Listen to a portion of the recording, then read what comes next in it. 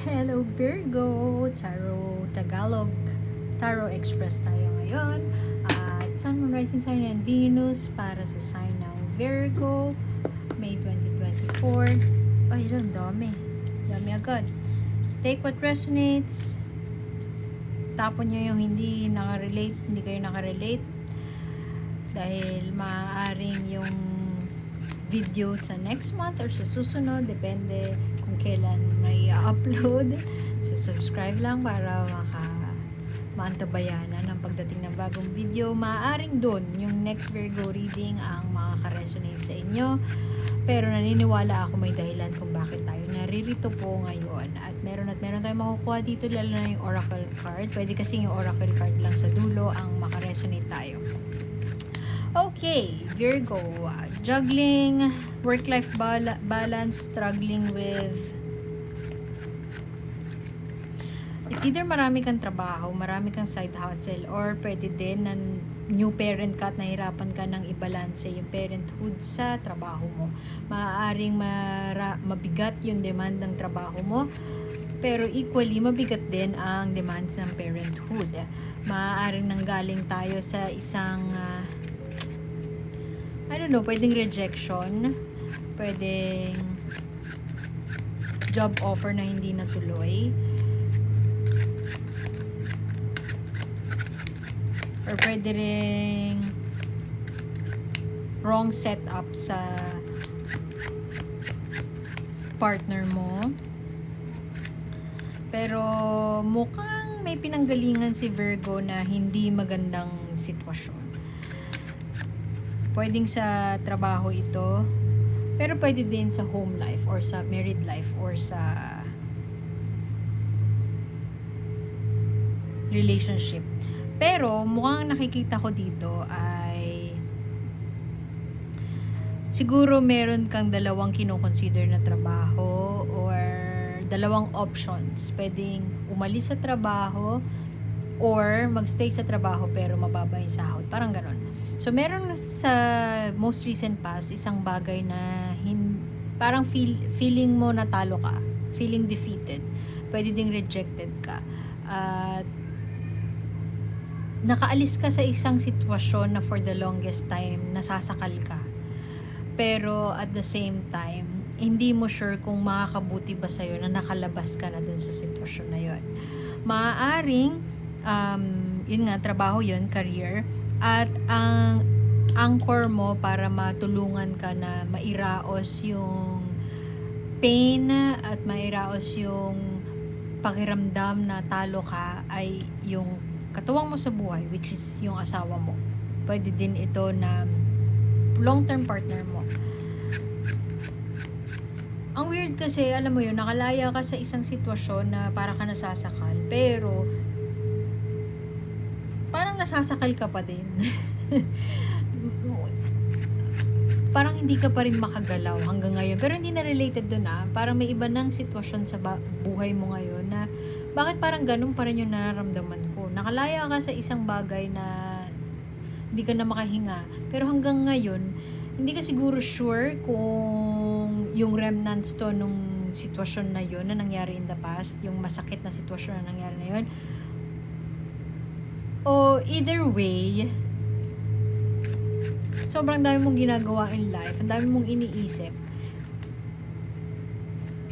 Lingering na, hindi nawawala-wala. Yung parang sinasakal ka ni universe. Sinasakal ka ng tadhana. Parang ganun eh. Uy, nice.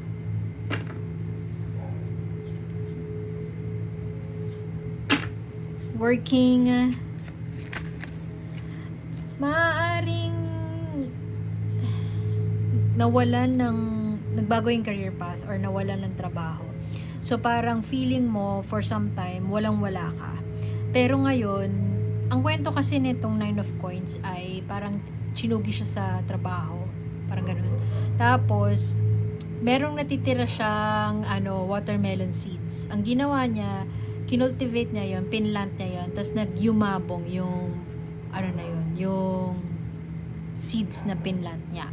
So, maaari ngayon, nasa phase ka ng buhay mo, dear Virgo, na meron nangyaring hindi maganda nung nakaraan. Parang feeling mo hindi ka totoo sa sarili mo, feeling mo nagtatago ka, feeling mo, yun nga, nasasakal ka.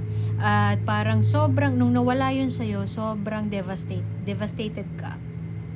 Pero nandun ka na ngayon this May, lalo na nung May 1, siguro officially nakalaya ka na.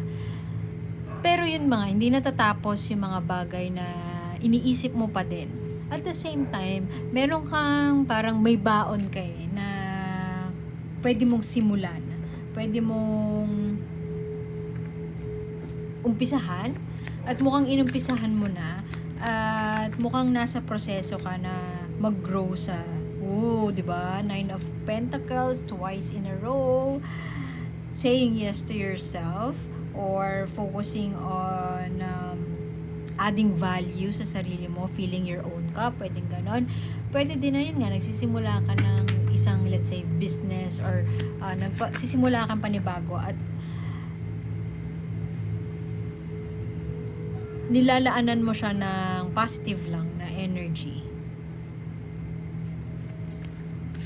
Medyo mahirap at medyo madugo siya siguro. Tapos, pero pinagsusumikapan mo na laban lang, parang gano'n. Although, tingin ko, pwedeng legal battle na natalo ka. Pwede din na ongoing pa yung legal battle with whatever itong yung nakasakit sa'yo in the past. Definitely past siya. Pero, sobrang tight nung grip mo dun sa past na yun. May positive na nangyayari sa buhay mo, pero hindi, siguro yung friends mo or family members mo sinasabi na kalimutan mo na yun. Pero ikaw, gusto mong balikan pa yun. Ayaw mong tantanan, gusto mong labanan pa.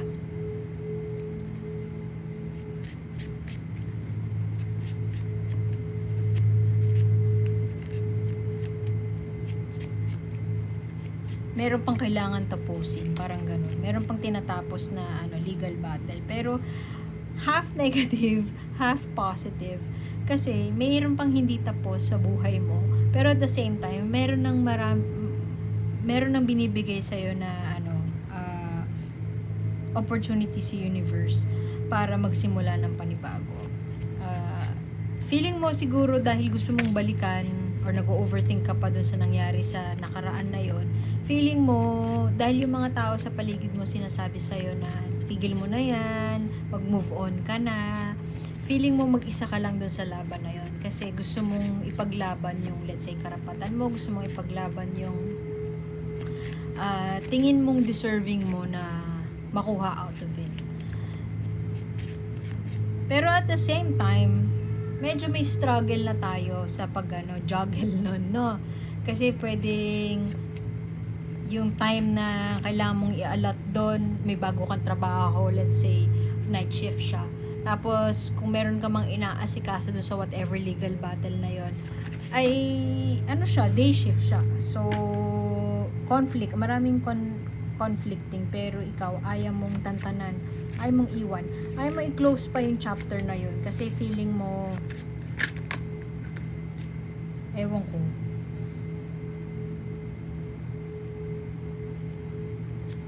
masyado siyang mabigat, masyado siyang masakit, para iwan mo na lang basta-basta, para talikuran mo na lang basta-basta, kasi siguro, 80% of your life dedicated na dun. Tapos para iwan siya ng ganun-ganun na lang. Parang ayoko ng ganun. Siguro dun ka nanggagaling. Pero ang nakakatawa dun, gusto kang bigyan ni universe ng samot-saring oportunidad. Ayaw mong tanggapin kasi nga may tampo or may hinanakit or mayroong pang, sorry Virgo, medyo nag-iinarte pa tayo dun sa nakaraan, na kung ano man yung nakasakit sa'yo dati. Pwede ding heartbreak. Pwede ding nahanap mo na yung soulmate mo ngayon, pero may inaayos ka pang annulment sa previous marriage mo. Meron ng seed na pagsisimulan mong panibago. Pero ayaw mo pang isarado yung chapter na yun. Pwede din na kung ano man yung bago sa'yo, it could be a relationship or pwede ding bagong trabaho. Kung ano man yung bago na binigay sa'yo ni universe, medyo wala dun yung attention mo ngayon, wala dun yung focus mo. Pwede ding deliberately or sadya na ayaw mong mag-focus dun kasi nga gusto ko clean slate, gusto ko perfect lahat. Wala akong hang-ups bago ako magsimula ng panibago. And dahil dun, may pagbabalanse na mukhang may pagod na ng slight. Maaring ikaw to, earth sign yan, Taurus, Virgo, Capricorn, so malamang ikaw yan. Alam mo na kailangan mo mag-focus sa sarili mo, pero at the same time, baka may pera dun sa ito, yung kung ano man yung nangyari sa nakaraan, baka may pera, Queen of Pentacles baka may pera na involved dun, so tingin mo yung balance is ma-achieve mo once na pagtagumpayan mo. Justice card reversed, girl. Once na pagtagumpayan mo yung whatever battle na yun sa nakaraan. Pero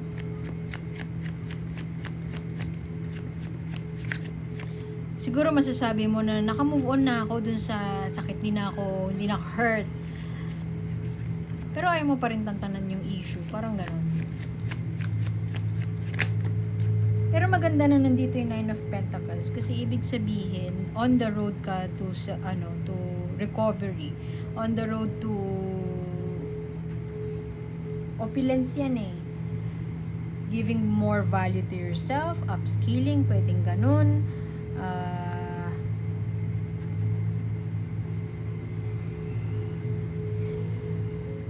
Recognition na hindi ka nag-iisa. Pero ayaw mo talagang umalis.